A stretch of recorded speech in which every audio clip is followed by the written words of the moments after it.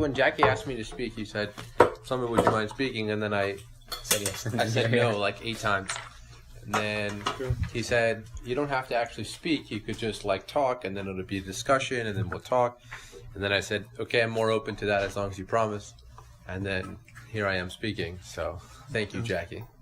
No, but seriously, what I basically wanted to give that introduction for is because I don't believe that I'm actually speaking. I basically had some thoughts on the Parsha that I spent some time speaking to Zevi about and learning with him about it.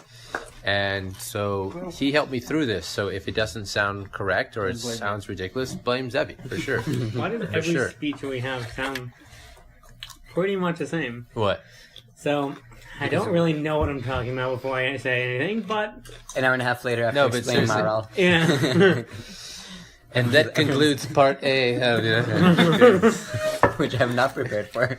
That's another 12-hour seminar. Stay tuned. So that's that. And then, so basically, what we left off with in our discussions is way more questions than answers. And by way more, I mean no answers, only questions. So I'm going to pose the questions to you guys. These are the questions that I believe bothered me, and I know that bothered me, and I believe they happen to be somewhat, I don't know, just depicting on the storyline and to the nature of what is going on in this week's Parsha. And if anyone has answers, I'd love to hear for it. I'd just rather pose the questions, and then you guys tell me what you think after at the end, essentially. But I kind of wanted to give a brief introduction just to the nature of Torah to begin with. A lot of people that I kind of spoke to about already kind of know this because I spoke to them about this previously. But it's just the first source sheet. It's just that it's the Radak on Bereshis. It's not just the Radak. I mean, it appears like over 1,000 times. I just grabbed the first one and put it in. It appears like all over. And basically the part that's underlined is Dibra Torah B'Lashon B'nei Adam. The Torah gives over in the nature of man, or in the language of man. I like to believe it's in the nature of man as opposed to the language of man. But I just wanted to explain that concept. That means that the Torah speaks to humankind. Vis-a-vis humans, the way that human thinks, the way the human speaks, the way the human feels, and so on and so forth. And it writes things for the human to be able to understand and articulate those ideas forward. So I think that it's imperative to understand the nature of human beings, and therefore you understand the nature of Torah, because the Torah is speaking to humans. So if you understand humans, then you understand the Torah. Make sense? Great. Yeah? I think that makes sense.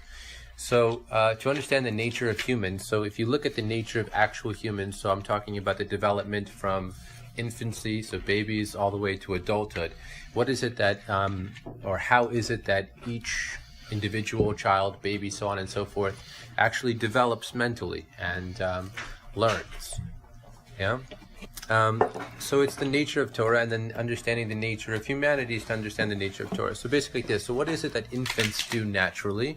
If you look at what we do naturally, then you can understand how it is that the Torah is speaking to us, right? Because it's speaking to us in our own natural environment, essentially. So what we do naturally is we learn.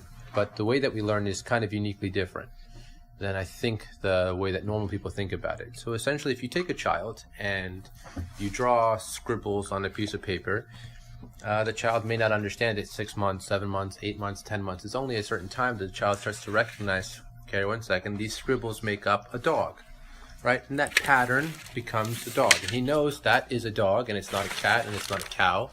And a dog will always go bark. It won't go moo, right? And the sun rises in the east and sets in the west. And the more older you get, the more sophisticated your patterns become. So it's intuitive to the child that he recognizes patterns. Does that make sense? Mm-hmm. The child immediately recognizes patterns, and that becomes intuitive in his nature. And when mommy comes in, right, she gives me a big hug, and she gives me a big kiss, and so on and so forth. When daddy comes in, he hits me, right? Not everyone here is Sparty, but yeah, you guys get where I'm going. But there's patterns, so to speak. So now, if you take that one step further, so now let's talk about a more sophisticated pattern. So every time I get an A on my test, my dad is happy, right? If I get good grades, this pattern keeps up, then eventually I could go to college, and so on and so forth. Or if I recognize patterns in markets, depends on different types of markets, whether it's the market in real estate, whether it's the market in stocks, and so on and so forth. If I'm able to recognize those patterns, I can manipulate those patterns, right? But we naturally recognize those patterns. Or the patterns within human body, in cells, right? This red blood cell will always do this. It will never go fly a kite. Red blood cells don't do that, right? And so on and so forth. White blood cells always do this. DNA always does this. And there's certain patterns that each thing does individually, naturally, and we pick up on that. And science is based on that, meaning that if the patterns were to switch one day, we're like, well, what happened? Or if the patterns were to always switch, meaning if they would always be random, essentially, then we would always never be able to articulate what is going on.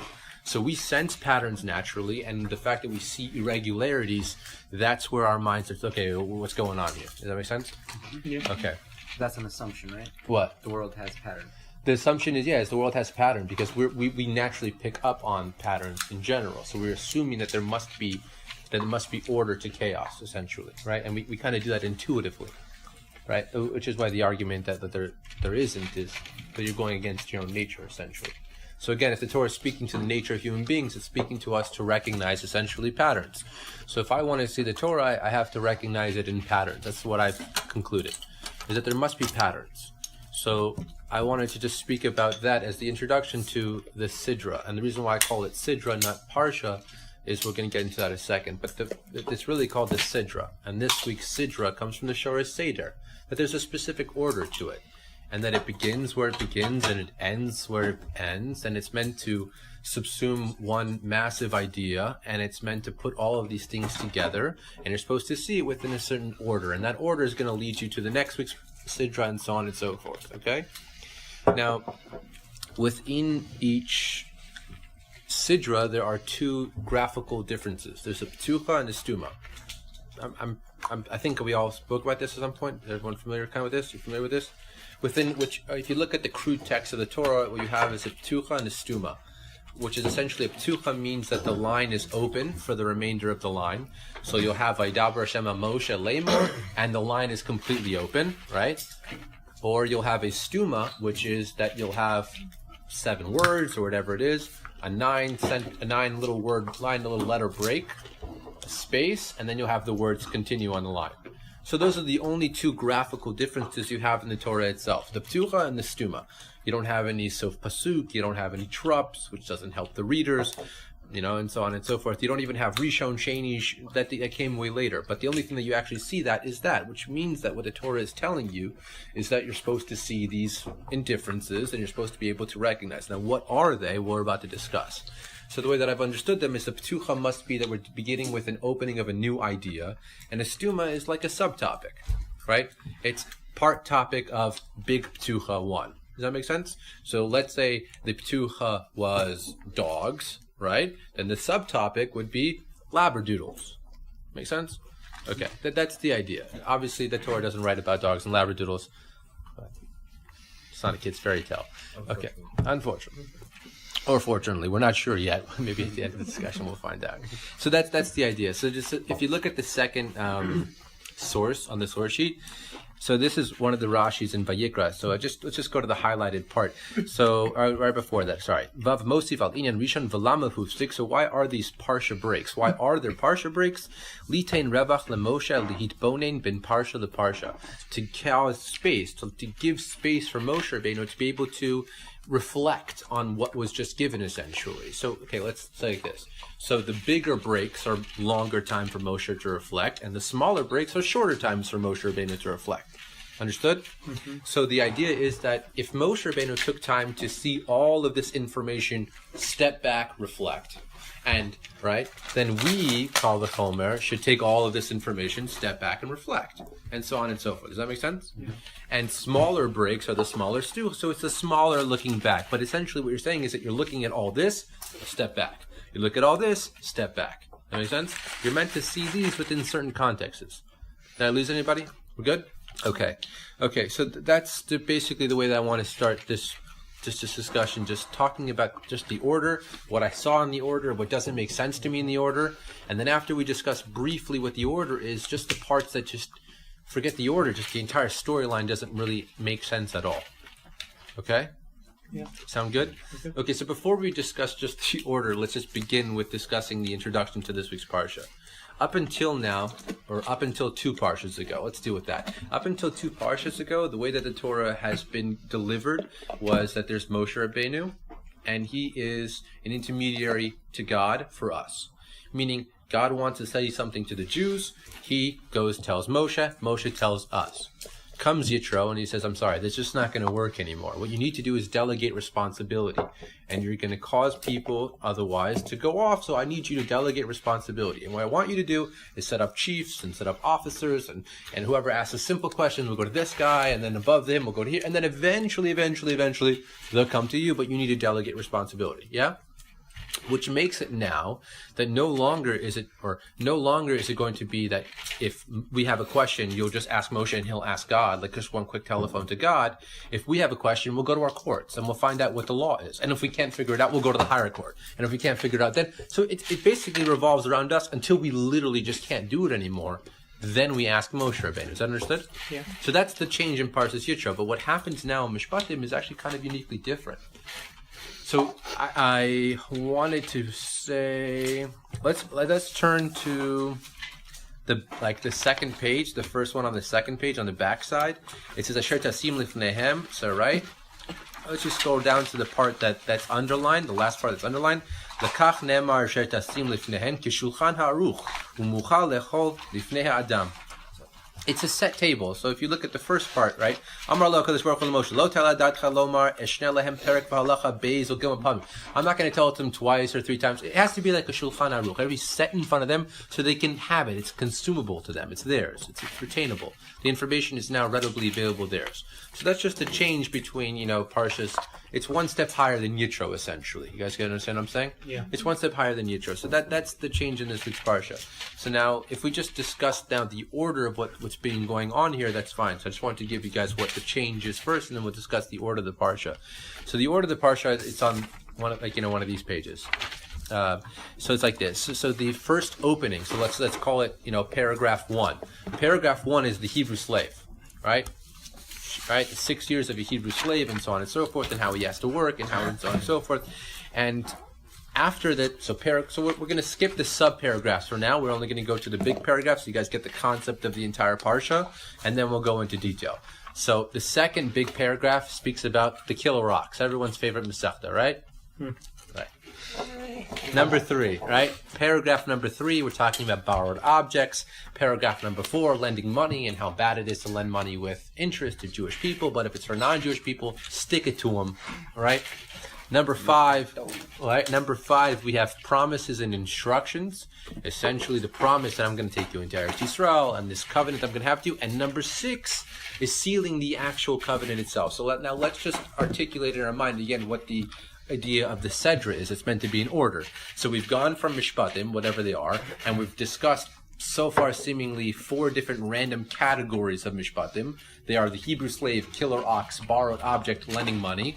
Then we moved on to promises and instructions, and then finally sealing a covenant. Great. Right? I lost you, right? Because I'm lost too. I have no clue what anything has to do with anything in this week's parsha. That's great. So you have Mishpatim, but what does it have to do with an actual brit? Meaning, let's say like this. Mishpatim then, let's just follow the flow. Mishpatim flows into a covenant, into a brit.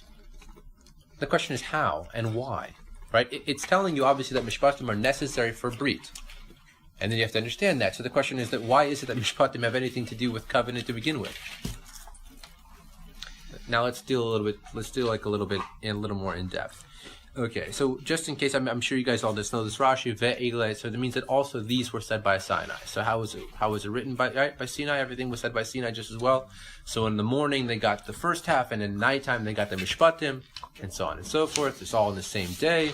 So if you look at the second page on the back, Vayikach Sefer Brit, this is the pasuk in this week's parsha. Vayikach Sefer Brit, Vayikra ba'ozneim. Now we're finally taking the book of covenant, and he reads it into the ears of the people. Vayom kol asher diber Hashem na'aseh v'nishma. We reach this level, na'aseh v'nishma. So it's at this point we reach na'aseh v'nishma, which to me is just weird, because if you're talking about, probably with all due respect to the Torah, some of the most dull concepts. Meaning, I'll tell you like this. As a child, I've always liked the storybooks parts of Torah. right? We've got the Genesis, and you could talk about all of the different types of creation stories, and whether it's true in fossils or dinosaurs or not, and you get all that in Adam and Eve, and there's a snake, and so on and so forth, and you get to Cain, and you get to Noah, and then to Avinu and the flood, and then go back to, it's crazy what's going on in those big parshas. And you get Yosef and his brothers, and then all of a sudden you're like, boom. Ox scoring, to me, I was just like, that was my least favorite Masechtas as a child, right? And it's actually interesting because the Medrash writes on this, actually on this pasuk, but the Medrash writes that how do you know that the Af Elu Nemar B'Sinai, so the continuation of the Medrash says that just, the Medrash says, how do you know that, so it says, in the morning these were taught, and at night these were taught? Because the pasuk says in Eov, in the morning and in the night they were crushed. So essentially, the feeling of mishpatim is like a crushing, and it's like, all right, gosh, got to do mishpatim, it's in depth, it's very, very in depth. And I'm not saying that they're not attainable, because the Gemara does talk about that if you want to reach a level of Chasidus, you're supposed to read Nezikin, and you're supposed to read, all the Bavas, and so on and so forth. That's the level of Chasidus. So I'm not holding by Chasidus, I'm just telling you, I recognize that that's what it means, and obviously I'm not there yet, but okay, that's the idea. But essentially, what's weird to me here is that this week's parsha we reached Nasav and Nishma. Bunch of laws, and it's on this we say Nasav and Nishma. But in last week's parsha, by Parshas Yisro, that wasn't said. By Parshas Yisro, where the actual beginning of Ma'amad Har Sinai is, the introduction to Ma'amad Har Sinai, that just wasn't said. So I'm just bothered by it. Just why is that? Does that make sense? Yeah. You guys following what I'm saying there? Mm-hmm. To me, that's just very, very weird. Why is it here? It's clearly telling you that something about Mishpatim equals Brit. And without Mishpatim, you don't have Brit. And it's something about Mishpatim that creates this element of Nasav and Nishma, which to me would be the complete inverse. I might have said it on the first part of the day, but not on the second part when you're giving me all these laws. You speak about Nasav and Nishma as like an element. What do you mean? Nasav and Nishma is the darga that Bnei Yisrael reached, like Chazal say, like Malachim. Essentially, the level is it's a unique relationship of love, where you don't have to say, okay, whatever you say, I'll do. It's just what you'll say is Na'aseh v'nishma. Whatever you say, I'll do, and I understand that what you're telling me must be beneficial to the relationship, and then I'll go out and articulate and find out. Does that kind of make sense? Mm-hmm. So that's just the beginnings of the parsha in the whole. Now, if you look at the actual order itself, now just go back to the actual order, and then I'm probably going to get miscombobulated, but if you go back to the actual order, if you're breaking it down, let's start with number 1. It just doesn't flow. Subtopic A, B, C, they just don't flow. So you'll talk about a Hebrew maidservant, and then you'll go to manslaughter, murder, injuring a parent, kidnapping, cursing a parent. Why don't you just put the parents cursing, injuring together? Okay. Then you have personal injury, killing of slaves. We just talked about slaves in the beginning. Why are you talking about it now? Personal damages. We already talked about personal injury on number G, so why is it I? And then you have injury to slaves, but that should be all the way back up with A and, right? Mm-hmm. With the big topic Hebrew slave, Hebrew maidservant, injuring slaves, killing slaves, H. It's just very, very weird. If you look, it's the entire thing like that. You can do the same thing with number 2. Kill or ox, then it goes to hole in the ground. Kill or ox, then hole in the ground. Yeah. And then damage by goring. Shouldn't damage by goring be with kill or ox? I'm not going to spend your time wasting your time doing this. You'll have the map. You'll be able to ask all the questions. It's seemingly, if you're telling me an order and you're trying to tell me a structure, the structure just makes no sense. Right? And like I said, I'm not providing any answers. I don't know. I mean, there's some ideas, but right now they're just... Okay. So, yeah. So then if you turn to... Good night. Yeah. Great job. If you turn to this page right here, I think it's page number 3 officially, but, the actual second page. It's page number 3 officially. The title there is Mishnah Torah Hilchot Mi'ilah Chet Chet. Essentially, the idea is like this. I want to speak about what the idea of mishpatim is in general, right? Because it's obviously part of the mishpatim. So what is a mishpat? So obviously we know that there's 2 different types of laws. There's a chok and a mishpat. Now let's listen what the Rambam paskins lehalacha as a mishpat. So if you scroll down to the part where I bolded it for you, I say like this. This is what the Rambam writes. So mishpatim hein hamitzvot shita'aman galui. So mishpatim, they are the mitzvot, the commandments, that their reasonings, let's call it, are galui, are apparent, they're obvious. Like the reasons behind them are obvious. And the benefit in the world is yadua, is known. Meaning you can, like this. They're obvious and they're sensible. Obvious and sensible. So that's what the definition so far of mishpatim are. Which means, one, it's obvious to you that you can recognize, let's say like this. It's sensible in the sense that if you didn't have it written, you would have figured it out. Yeah, it's probably better not to kill somebody in society, because if I kill him, then he's going to kill me, and then we're going to have a whole longer, his brother's going to come after my brother, and right? If everyone, an eye for an eye makes the whole world blind, essentially. You guys familiar with that concept, right? Right? It's just not going to work. So we could figure it out. If I steal, then it's not going to be good. He'll steal from me, and I always constantly worrying about stealing. So we'll set up policemen and so on and so forth. And I'm not going to lie. I'm not going to cheat, because how you can have a society? We can't work together if everyone's stealing, if everyone's cheating. What? It's a system. It's a system. So they're things that are obvious to you in the sense that you can recognize their value, right? And you can see that their benefit in the world itself, right? You can recognize, okay, this is the reason why I'm being commanded to do this. It must be for X, Y, and Z, and I can immediately see this beneficial into the word. So the way that I like to describe it is, again, it's obvious, and the fact that it's, what was the last word I said? Beneficial. Beneficial? No, it was System. sensible. Okay, sensible in the sense that you could sense it, right? You have five senses, you could sense why it's, okay. Now, if you turn the page again to, look at this Gemara in Yuma. It says like this. Gemara in Yuma says like this. Tana Rabbanan, et mishpotai ta'asu, right? My mishpatim you shall do. Devarim she'ilmali lo nichtavu, dinhu shichtavu. Had they not been written, it's obvious that they would have been written. Meaning, okay, so that's another correlation to what mishpatim is. It's obvious in the sense that, okay, we don't need a Torah to command us. That's what I meant originally by obvious. We don't need a Torah to command us of mishpatim, because had it not been commanded, it's obvious we would have done this. What society could function without mishpatim? Make sense? Yeah? So it's obvious we would have done it. So mishpatim are, again, obvious and sensible. You can sense the reasoning behind it, and it's obvious that we need it. Yeah? We didn't need to be commanded, essentially. So if so, then why would we be commanded? Who says we don't? I'm not getting why we didn't need it, because I would have said we need it. Because the Gemara says that if they weren't written, we would have written them. Meaning we would have come to these on our own. We would have. The people, the Jewish people, society. And Just like who wrote it? Moshe Rabbeinu? You're saying God gave it over to us. God gave it over to us. But the Gemara is saying that had not God given it over to us, we would have figured out it's not good to steal, it's not good to murder, it's not good to rape, it's not good to pillage, it's not good to kill, whatever you want to discuss, Put an insert blank here. It's good to have. That's what the Gemara says. Okay, and we would have not done it because of that, or would have just figured it out that it's wrong? What do There's you plenty of wrong things that people do. Would we actually not have done it? We would have set up a society like today. I mean, even in the Torah, there's still people that are doing things that the Torah says not to do. That are right. No. I guess the better way to say this, percentage-wise, would have been much worse. I don't know. I don't know.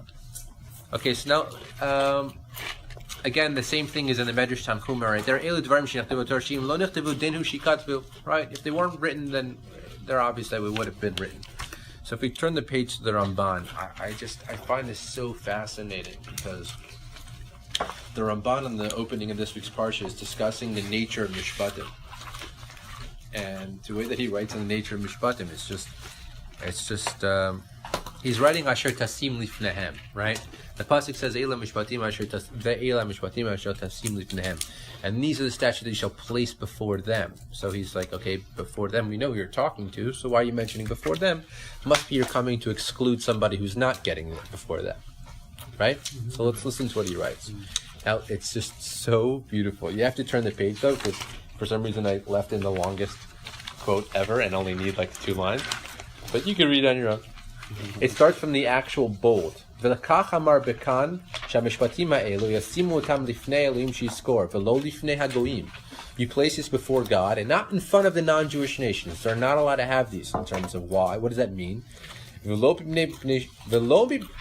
לפני מי שאינו שופט על פי התורה, and not in front of a person who's going to judge not based on Torah law. So let's see what he talks about. V'hu hedyot lezeh, and then therefore he's called a hedyot. If he's not judging from Lefi Torah, he's a hedyot. Shasur lavo befanav, kishem shasur lavo lifnei hagoyim. You're unable to come before hedjot, just like you're unable to come before goyim in the matter of courts and laws. I'll explain. V'afal pi shiadua shahedjot hazeh yodea shurat hadin viadun lo kehogen. Even though, so let's say, you're usher, you're not allowed to go to a non-Jewish court because he doesn't give you court based on Torah law. Even though you know, shehu yadun lo kehogen, he will judge you appropriately. So if you say to him, what's the law? Did you steal a sheep? Yeah, you got to pay back 4. Did you steal an ox? You got to pay back 5. He'll tell you kehogen. You still can't go to him. Why isn't that based on Jewish law then? Good question. That's exactly my question. Good question. Good question. I'm sorry. Mishpatim are meant to be obvious and sensible in the fact that had they not been written, I could have figured it out myself. But now you're telling me if a non-Jewish guy does figure out himself, I can't go to him? Why not? I thought the reason was that you can't go to the non-Jewish court because they treat the gods there. That's not what it says here. Yeah, that's what Rashi says. I think that's what Rashi says. I'm reading the Ramban. Because you thought of them this. Do you understand what I'm saying? Do you guys understand what I'm saying? So you got the question, right? Even if everything was Even if he's 100% right. Because he's Jewish. court. Huh? Even if it's exactly the same as the Jewish Even if it's exact same sock in the Jewish court. Even if he's Jewish, if it's 2 people that are Jewish, not 3. She's not Isn't that operating wild? as in- If he tells you, listen, you're not allowed to steal, just like, okay, you have Rabbi Winselberg sitting on the Choshen Mishpah Kol, and they come out with all their Psak Halachas, and they come out, boom, boom, boom, Ischayev for X, Y, and Z, and then you have 3 Joe Schmoes, the priest from across the street, sitting with his 3 friends, and they tell you the exact same Psak Halacha, it's usher for you to go to them, even though they told you the exact same thing. Isn't that weird? Let's look at the Rambam who paskins this to Halacha. Turn the page. Kol ha-mekabel sheva mitzvot. So this is the Rambam in Hilchot Melachim and Mechamos. It's the Rambam in the last part of Mishnah Torah. He writes about the kings and their wars. Kol ha-mekabel sheva mitzvot v'nizhar la'asotan. Anybody who accepts upon himself the 7 Noachide laws, harezeh mechasidei umot ha'olam. He can be one of the righteous Gentiles. Very good for him. He accepts the 7 mitzvahs b'nei Noach. When can he be amongst the righteous Gentiles? V'yesh lo chelek l'olam haba. He actually has chelek l'olam haba. Non-Jewish people can have chelek l'olam haba. V'hu she'ikabel otan ve'yaseh otan mipnei she'tziva b'hen HaKadosh Baruch Hu b'Torah. He has to do it because God commanded him to do it through the Torah. Yeah? Okay. What was that last part you just said? V'hu she'ikabel otan. He has to accept it. V'yaseh otan, and do them mipnei she'tziva b'hen HaKadosh Baruch Hu b'Torah. V'hodianu al yidei Moshe Rabbeinu shebnei Noach mikodem nitzdavu behen. He has to know this whole lineage. God commanded him in the Torah through Moshe, and it was commanded to bnei Noach before we even got it. Fine. Aval im asaan. Let's say the guy did it without this. Aval im asaan mipnei hechre hadat. If he figured it out himself, just like a normal mishpat, he figured it out himself. What's the case there? Ein ze ger toshav ve'enu machasidei ma'os ha'olam ve'lo mechachameim. He's not a ger toshav. He's not a pious individual. He's not even a smart man. I'm sorry. He figured out all the 7 Noah. 1, to believe in God. He can't have any other gods. Don't. I'm sorry. What? Isn't that a mishpat? No, mishpatim? He doesn't agree they were commanded by God. He doesn't know. He just doesn't do them. No. He just doesn't do them because they were commanded by God. He does them because he figured it out. I'm sorry. The nature of mishpatim that we just spoke about according to the Rambam 2 seconds ago was what? That you can figure it out, and it's sensible. It's obvious that it's sensible. Right? You still can't go there. You can't go to the court. That's our question. You can't go to the court even though they figured it out. And if they were to figure out themselves, what happened? What happened to the whole nature of mishpat? Does that make sense? Yeah. You guys with me? Yeah, it's an amazing question. You guys get what I'm saying? So what's the difference? Okay. Now, this is the Mishnah that I just Maybe it connects to Nasa V'Nishma. maybe. We have to hear it first, and then when you do it, you understand it. But it's because you were first doing it, meaning they understood it, and that's why they're doing it. So we got it. We have to do it. It's a mitzvah. So what you're telling me is like this. What you're telling me is a seemingly, with all due respect, a paradox. The nature of mishpatim is that you can figure it out, but you're only able to do it if you were once told. Which means to tell me that God has to tell me, and then I can figure it out. So what's the point of me figuring it out if it has to come from God anyways? because it's easier to do something when you know what you're doing. I'm saying I would have the same laws you do. Let's say you figured it out, and I didn't. I was told, right? Yeah. Are we both doing the same thing? No. Why not? If I'm doing something that I was commanded to do and I don't understand what I'm doing, then it's a lot more of blind faith. No. You understand what you're doing. You just That's nature mishpat. I'm saying that's adding the fact that I know what I'm. you don't kill because God told you not to kill, and you can understand that it'll ruin society. I don't kill because I know it's going to ruin society.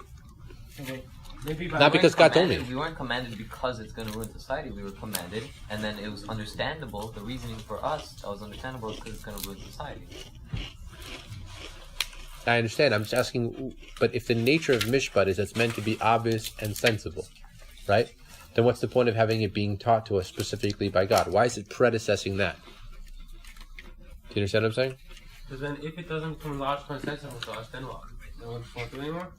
Meaning, no, we still do it. What? If one day, just, okay, this doesn't make any sense, then what? We're going to stop? No, then it's not a mitzvah. It goes as a mitzvah or a chok or. The nature of mishpat is that it is sensible, not that it's not. Maybe the reason you can't go to a non-Jewish court, even if they have the exact same thing, is because they thought of it and understood it, and this makes sense. But if one day it doesn't make sense, then they're just going to stop doing it. It doesn't make sense. But even our thing, even if it doesn't make sense, Meaning ours is objective. objective. Okay, and therefore? Therefore, that It's eternal. And non-Jewish court. It can never leave. The judge, it's a judgment. It's always there. It doesn't go away. in a non-Jewish one, if one day Okay. they just decide it's not, doesn't make sense to us, they're not going to judge like that anymore. Okay, so all right. Let's open this up. Let's open this up. Look at the next Mishnah, and we'll open it up together. Okay. This Mishnah is in Sanhedrin. You guys are right. Just let's open this up together. All of Israel have a chelik to olam haba. Shnemar v'amech kulam tzadikim lam yishur ayr tchetem mata'ar masei dalit pa'er. It's a beautiful Mishnah. Everyone should be familiar with this. And ve'elu she'ein lim chelik kulam haba. Even though we haven't mentioned who does have a chelik, which is everyone has a chelik, but these are the ones that don't have a chelik. Ha'omer ein tchiyat hametim min haTorah. A person who says there is no tchias hamesim min haTorah. So Rashi makes the point, and I don't know why he didn't bring it down. But Rashi makes the point, and if you want, we could all pull it up together right now. I'd love to pull it up, but I find that if it's rude, if I'm on my phone in front of you guys. But the idea is that Rashi pulls up on that. He says, I'm sorry. It's not that he doesn't believe in tchias hamesim. He just doesn't believe in tchias hamesim min haTorah. So what's the difference? So maybe you could say that in what you're saying, but when it comes to Tchias HaMesim, what are you going to say? All the zombie people. He doesn't believe Tchias Mason from the Torah. Yeah. He just believes in Tchias HaMesim. He's no Olam Haba. But he doesn't believe in Tchias. It's not that he doesn't believe in Tchias HaMesim. I believe we're going to be resurrected by God. Not from the Torah. Just not written in the Torah. But I believe it. Sorry, no Chelik Olam Haba. Shoot the guy dead in the alley. Nah. If it is in the Torah, then how can you believe it's not in the Torah? I mean, what does that mean? Sorry? No, he just doesn't believe it's from the Torah. He doesn't believe the source is the Torah. But it's there. No. He didn't say that that God would do it. He doesn't believe that the source is in the Torah. He believes the source might be secondary, or that maybe the primary source is somewhere else. Whatever it is, it's just not mentioning that the primary source is Torah. So I'll tell you what you guys are articulating, and this is already going to begin an answer, which I didn't want to discuss, only because it's a little difficult to articulate. The reason why I didn't want to discuss it is because I had a hard time coming up with an example. I really wish I had an example. But essentially so far, do we get the questions on the whole Parsha?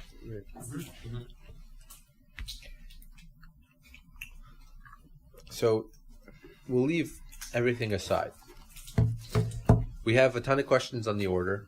We have a ton of questions on the fact that this doesn't make sense in terms of Brit, why Mishpatim are Brit. We don't understand why these are specifically unique to Nasav and Ishma, nothing else. And then we have the problem seemingly here now, which is what we're dealing with in the moment, is that if a Mishpat is meant to be obvious and sensible, then why not if I sense it and it's obvious to me, and I come up with it with my own rationale, is it no longer good? Yeah? So I can try to answer that question. I can try. I'd rather leave you guys with the question, though. What do you guys want to do? Reiterate the question first. Reiterate the question again. The question should be something along this fold. We've had multiple proofs so far that if a person comes to the realization of a belief or a belief system, but it begins and ends in his own head, meaning he thought it up, he understood it, and he believes without a shadow of doubt that it's true, but its source wasn't the Torah, or its source wasn't God, Torah, Moshe, right? 7 Noahide laws, and so on and so forth. He doesn't get the merit for following in those steps. Right.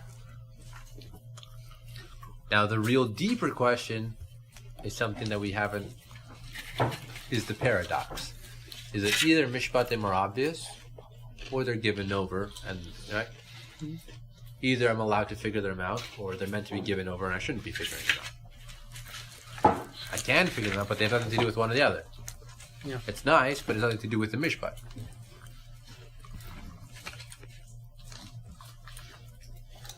Did you get the question, though? Mm-hmm. You got the question? Did everyone get the question? Did I lose you? Yeah, you good? Okay. So, I think we should start with the worst example I could possibly give first. Can we think about it for a second? Yeah. Do that. Can I pose, What? can I pose something? Yeah. No, please. So, it sounds like we can live in a world, and there would be, let's pretend, if everything was able to run functionally, perfectly, without God telling us anything, we would have the exact same world. The only factor is that God is not interacting with us. He didn't tell us to do it. We're not doing it with God's input. So, if we take the two worlds side by side, what's the difference? Meaning, I think if you take the side by side, you lose sight of the entirety. You have a world where everything runs smoothly, with amazing concepts and amazing things, with no direct influence from something real. You have no direct response and no communication to no relationship to an entity that actually makes the whole reason for living in the first place worthwhile. You can live and you can enjoy and you can do things properly, but there's no picture. There's nothing there. It's just an idea that you go through and a world to live in. So when you incorporate an idea of living, but without the main purpose, which I haven't really touched upon yet, but without the main purpose, you miss the whole purpose of what Hashem is trying to do in the first place. So when you talk about going to the courts and they're telling you the exact same thing, and of course they're telling you the exact same thing, except they're eliminating the aspect of their interaction of God. When you eliminate the interaction of God, then you don't have an aspect of true essence. You don't have an aspect of reality. You sort of have an aspect of what's fair and what's good, but not of what's purposeful. I think that's what we're trying to touch upon, yeah. I think everyone can agree with Jackie. Essentially like this. That's the concept of bridge, really. That you have skin in the game, of being part of reality. Yeah. Part of it. That's why they create bridge. Wait, if God wasn't there wouldn't be a purpose to live? Essentially, I think the idea would be like this.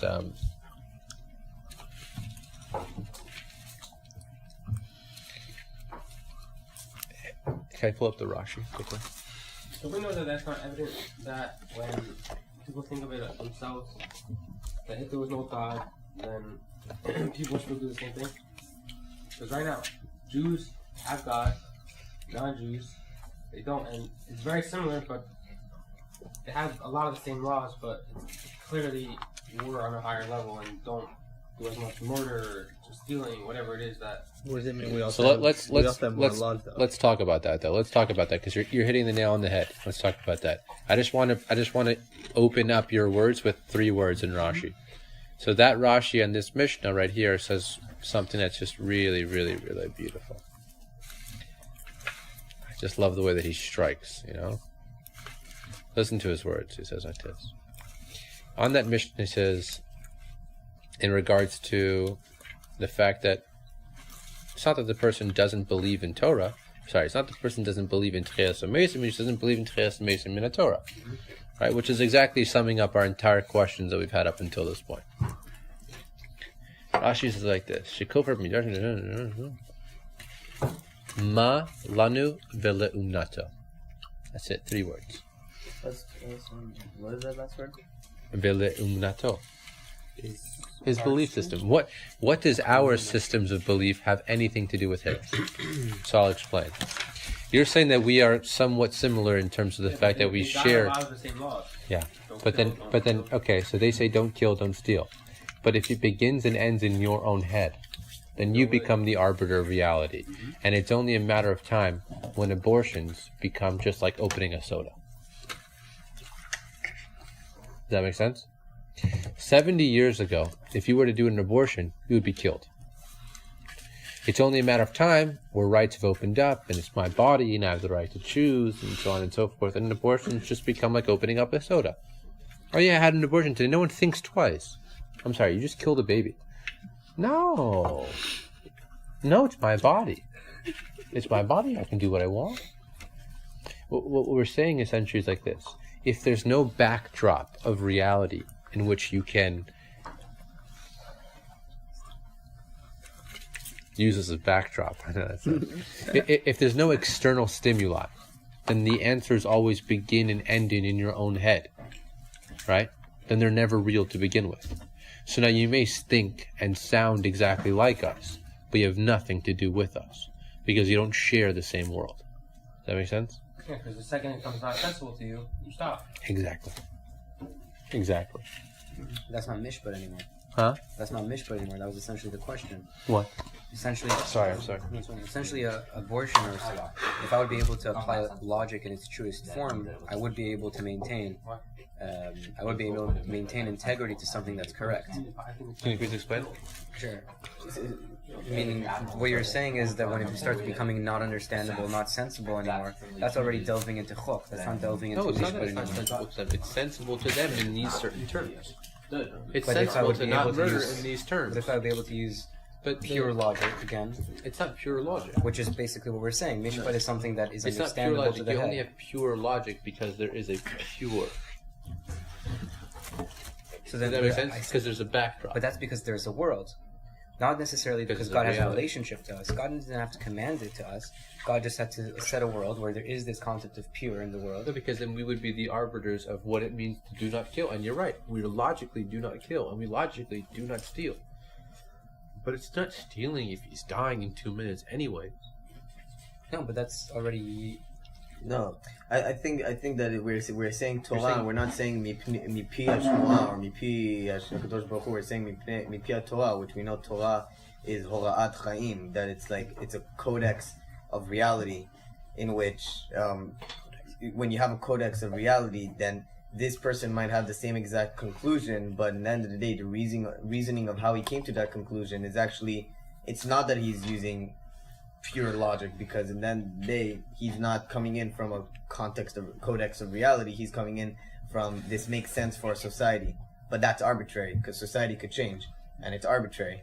So in fact, if you would come with pure logic, then he's just coming in from because of the Torah. So the question doesn't even start, because if it was pure logic, it would be from Torah. To sum up what we're saying essentially is like this, is that it's clear that the information itself doesn't stand on its own. What defines the information must be the context in which it's coming from. Does that make sense? We could both have the exact same information, But the but if Constitution doesn't look like a Torah. Exactly. But if I have a different context in which I approach the information, although it's the exact same information, it will completely be different. So now, let's pull it back to what I wanted to say originally, is that we have a seder to the Parshiot. It's not just the information. It's the order of the information that's important. It's the context of the information. So when you see things that you think would be in a certain order, should be in a better order, and if you're writing it, it's obvious that it's not just about the information, it's about the way the information is being presented to you. That makes all the difference in the world. So lehalacha, if your ptuchot and stumot are off, are missing, are out of order, your Sefer Torah is pasul legamri. Same words. Same words, it's just a different context of information. That makes sense? And that's exactly what Mishpat's about. It's sensible, it's obvious, but if it comes from a different context, it's a different world entirely. And it could take you down to become Jewish or Nazi. We're furthering mankind. Right? It's the same way that you have Reishis Goyim Yisrael and Reishis Goyim Amalek. It's two people sharing the same vision, essentially, just coming from two different contexts. It's Reshit and Reshit.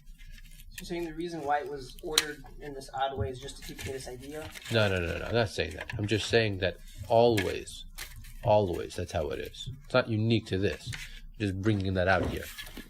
It's always the reason why the information is being given in such a context is because it's the context that matters, along with the information. Because the information is not solipsistic. It doesn't exist on its own. You can't tell unless there's context. And I can show you many, many different chazals and so on and so forth. And the Gemaras just point to that. I should give you one. The Gemara says like this: "V'zot haTorah asher sam Moshe." So Chazal said that's a very funny word, sam, because it could either be sam hamavet or sam hachaim. That's what the Gemara says there. It can either be an elixir of life or an elixir of death, which means that the same Torah that people point to when they say that pasuk, that same Torah that you're pointing to, can either kill you or it can give you life. The same thing. So what's the difference? The context in which you see it.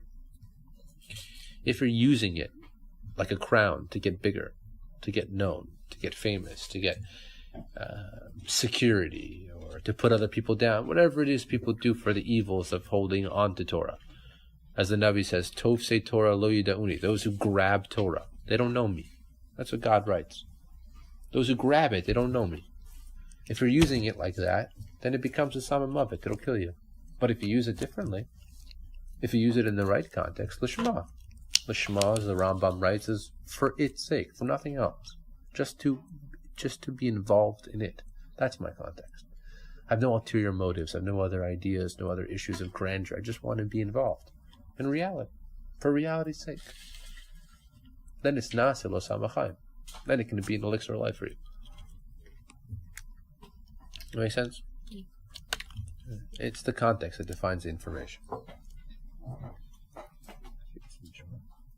All right, thanks, boys. According to the Mishnah in Sanhedrin, yeah.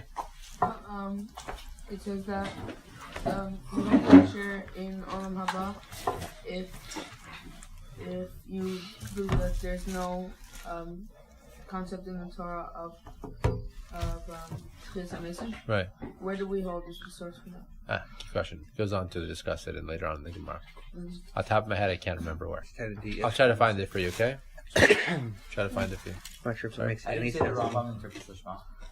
The Rambam interprets the Shema. Yeah. It's the definition of the Shema he writes in. I can tell you where he writes it, but the way he writes it is lishma, for its sake, no ulterior motive.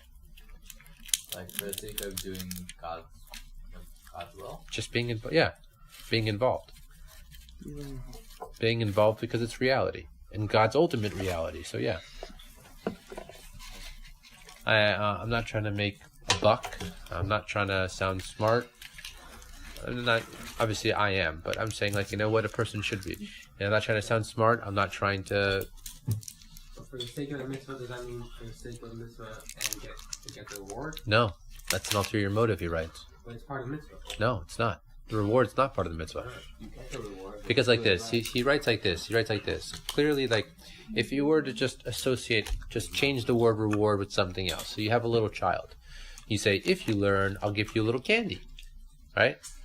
Child gets older. He recognizes, okay, candy's not what I want anymore, Dad. I want some clothes. So if you learn, I'll buy you American Eagle. Yeah. Okay. Dad, that doesn't work anymore. If I'll learn, then you give me money. Because what's better than clothes? Money. Yeah. Okay, and so on and so forth. So this is the same thing. So if you learn, you give me schar. So it's just a greater reward. So you're right. So you're clearly not learning to learn. You're clearly learning for. So essentially, with all due respect, you're a high-paid prostitute. To get closer to God. What? Get closer to God. Got him. Huh? Get closer to God. That's not an ulterior motive. But by doing it to get closer to God. That's great. That's the So we're derivative. doing it to get closer to God. Why is that not understand, Mother? No, Why not? Why is that different? because if God's reality, Schar in Allah, why is that different? the schar in Olam Haba isn't the sense that it's closer. I know, you asked me. Right. I'm saying, but I'm enjoying this moment not for any ulterior motive or moment to come. It's for this moment. You see what I'm saying? It's not for a moment to come. It's for this moment. It's for this moment that I'm engulfed and I'm engulfed and I'm actual and one with reality, essentially. That's the only reason why. Because otherwise it always begins and ends in my own head. It's always going to begin and end with your own head. It'll always begin and end with your own head. That's the problem. Truth because it's truth. In fact, the Rambam writes on that Mishnah, so everyone says like you should oved HaKadosh Baruch Hu al manat lekabel pras, right, or so on, or shelo al manat lekabel pras, right? The Rambam paskins you should be oved HaKadosh Baruch Hu on the condition that you won't get a reward. Like I'm doing this if you do not give me a reward. That's the only way I'm doing it. That's the level that he paskins. That's the Shlomo. That's the Shlomo.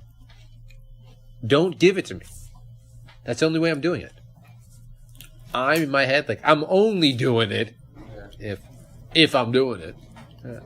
That's just that's how we are. Me, not we.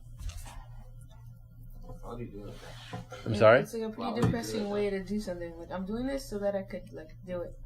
No. Meaning I would do it, and if I'm getting rewarded, then thank God. But, No. Meaning, why would I say no? I think that you're not. So Because that's the way that you tell that you're actually in it for it. So you do this one time. And it's like this, like you ever helped out your mother not because you wanted to get something out of it, just because you wanted to help her, and then she's like, "Here's $5." Never. No. Never. And then she's like, "Here's $5." No, she's like, "Here's $5." Right? Go to the store, like, "Mom, like I didn't do it for the $5. I don't want your $5. Like I just wanted to help you." I want to get whipped by Dad. True, 100%. But then it's a little shma. if you're doing it for not, so don't get the Avera, that's also this one? What? If you're doing it so you don't get the Avera, is that also this one? You're saying the inverse? Yeah. Meaning not getting whipped by Dad. Exactly. No. That doesn't be... No. That's not Lishma? That's not Lishma. Just one day what? I'm doing it because I recognize that it's not reality. It's still not objective though? Right, I recognize that it's not reality. That's the reason why I'm not doing it. Objective? It's not objective. That's always ulterior motive. It's just candy in the universe. So if you don't care about the punishment, then it's going to change? I'm sorry? But what's going to change that you're not going to do anymore? If you don't care about the punishment? What do you mean? I'm sorry, I lost the question. Like, if it's for $10, if you don't care about $10, okay, then you're not going to do it. Right? If it's helping mother and you get $10, if I don't need $10 for a millionaire, there's no reason for me to do it. Unless right? you want to do the action. Right? Right. But for the punishment, if you don't do it, you're going to get whipped. The only reason you wouldn't do it is if you don't care about getting whipped.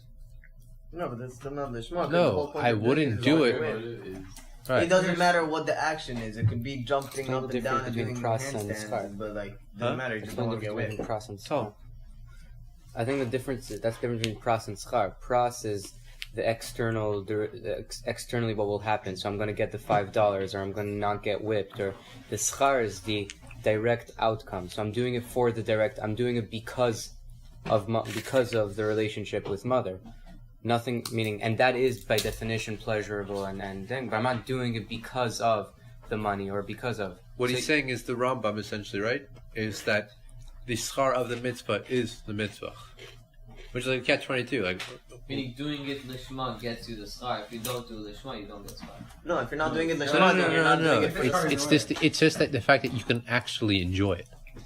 You can really be involved. Enjoyment? It's the involvement. Yeah. Thank you everyone for your time. If you have more questions, I'm happy to stay and ask. Who cares if smart or not, bro? What? Who cares if smart or not, bro? What do you mean? Who cares?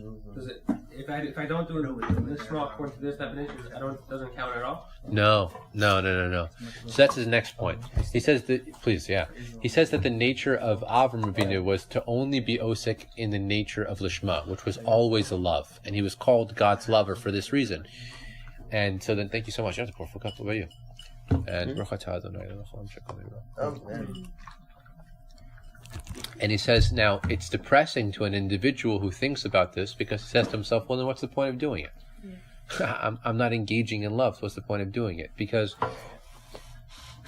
the starting premise is that the person won't do that. We're wired for these things, right? What will the outcome be? We're wired for that. So he says, so what you need to do is when you are doing it, lo lishma, because it's obvious what everyone does.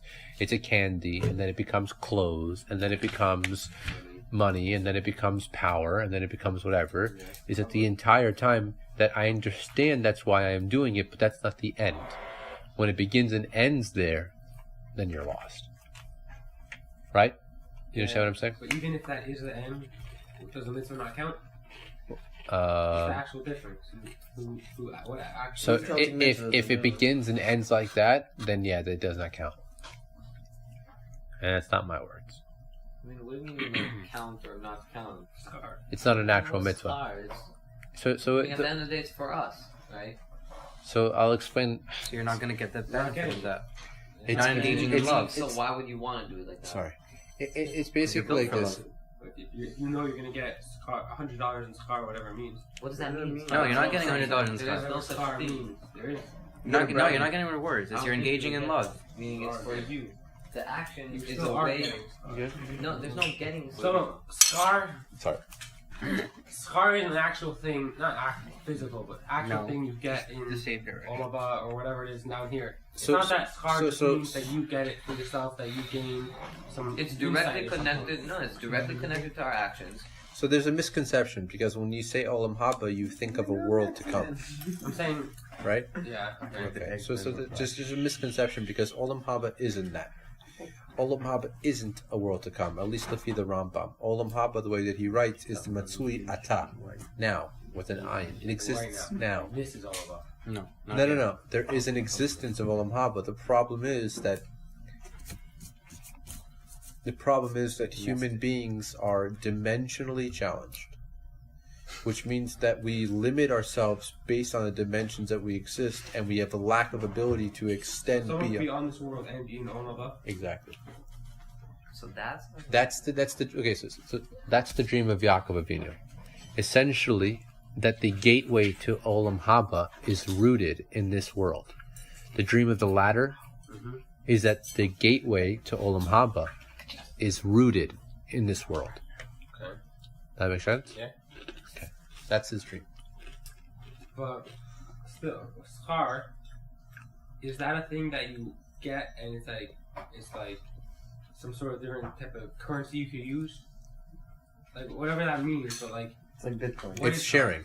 It's just sharing. sharing. Well, As much as you shared, that's how much you share. That makes sense? so the last time, yeah, that's a lot.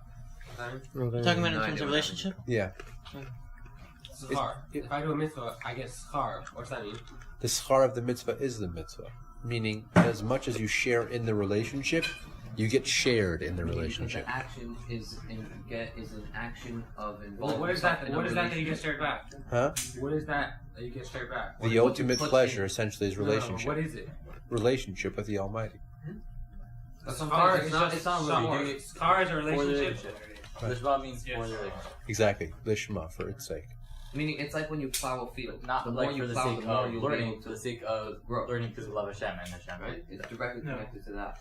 So, for instance, you could put on tefillin two ways. You could put on tefillin because Daddy tells me to, and if I don't do it, I'm a bad person, and if I don't do it, then I'm an evil human being, and so on and so forth. Or I can do it even though I don't understand what the purpose is, but I understand that it must be a relationship of love. It must be given over to me in the context of love, and I have to do it out of love, and I do it out of love. And you can recognize that those two different things, those two same actions are completely two different actions. Does that make sense? Yeah. It ties back into what we were saying beforehand. Now you can do the exact same thing, just with two different contexts. So I'll explain this last Mishnah because it's exactly on this Mishnah. Kol Yisrael Shem Chelik Le'em Haba. Right? Rabbi Chanina ben Akasha Ober. Ratzah Kadosh Baruch Hu L'Zakot et Yisrael. Kadosh Baruch Hu wanted to give merit to Yisrael. Leficha Chirba Lehem Torah and Mitzvot. Therefore, he gave them many Torah and Mitzvot. So let's just break that down. I thought that was part of the pursuit. I forgot. Rabbi Hananiah ben Akasha Omer. Rabbi Hananiah ben Akasha used to say, God wanted to give merit to our Bnei Israel. He wanted to give them merit, opportunity, schar, whatever you want to call it. And therefore, he created many Torah and many mitzvos.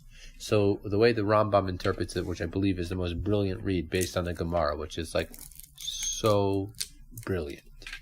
But essentially he says like this. Idiots read it, and I'm a part of the idiots because that's how I read it. But the idiots read it is that God wanted to give merit to Israel, therefore he gave him a lot of Torah. So more Torah, 613 mitzvos. Of the 613 mitzvos, there's thousands and thousands of different ways to do it, and extrapolations and manners and times and so on and so forth. So the more mitzvos I do, the more brownie points I get. Yeah? So the more hoops I jump through, the more fish I get in. So God's a zookeeper, and the more hoops that he tells you to jump in, the more fish you get at the end. Yeah. So he says that's the way the idiots read it. The way that you really are supposed to read it is he wanted to give them merit, so he gave them a lot of Torah and mitzvos, so maybe they'll do one correctly. One. Open up the opportunity. I'll give you so many opportunities so you could do one. And if you do one, you're filled. That's it. You enter into one? Yeah, done all about. If you do one just for the sake of it. Exactly. Then how do you know if you're not allowed also? Should I tell you the Gemara? I guess. You love this story. You know the story? Yeah. So this is a Gemara in Avodah Zarah. So the Gemara goes like this. And anybody that wants to leave, I don't want to hold you guys, okay? But basically the Gemara goes... So the Gemara is between Rabbi Chananya ben Teradyon and Rabbi Yossi. Rabbi Chananya ben Teradyon and Rabbi Yossi both lived in the times of the Romans. And Rabbi Chananya ben Teradyon went to go visit his Rabbi Yossi. Now keep in mind who we're speaking about. Both these guys are being spoken about in the Gemara. Okay? They're greater than I am.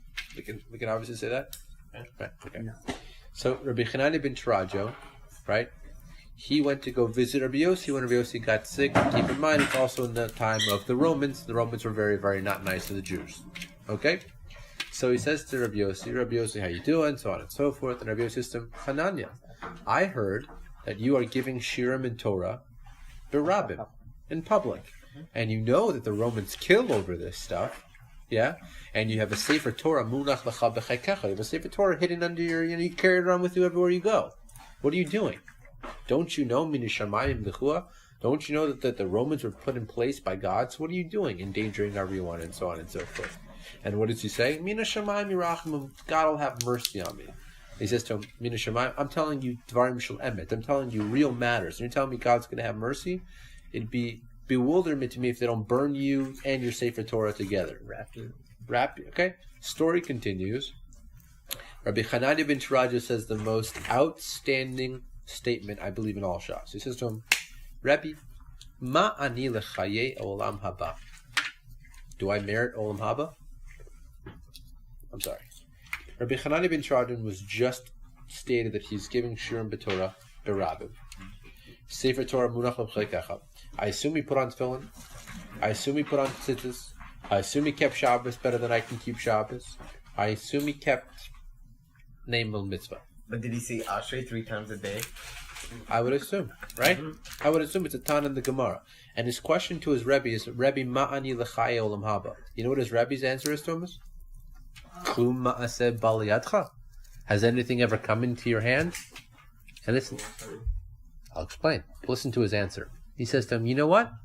One time, I had money of Purim and money of the Aniyim, and I didn't know which one was which, so I gave it all. I had my money, and I had money that for the Aniyim. I didn't know which one was which. I had $50 in my wallet.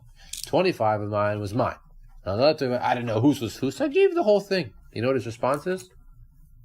Wow. Im Kain, I wish my chelik would be like your chelik.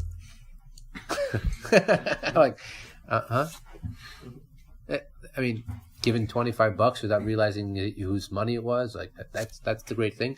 But the key is what? Maybe it was way more. Still, like $1,000 and You're then not sure who's it is. $100,000, $1 million still. So, You don't know whose it is. but what was being said though? Listen to what was being said. And this is the Rambam's proof to this Mishnah. This is the Rambam's proof. Yeah? Klum ma'aseh ba layadcha. Has anything just come in your hands? Meaning what? No ulterior motives. Has it just come your way where you weren't trying to think like, oh, if I do this, I'll get schar, or if I do this, God will like me, or if I do this. Something that you weren't thinking would happen because you were just doing the mitzvah and it came to you. You were just doing it because you were doing it. And if so, I wish my chelik would be like yours. How did that story apply to what he just said though? Because the Rambam says, huh? Where's the Lishma in that story?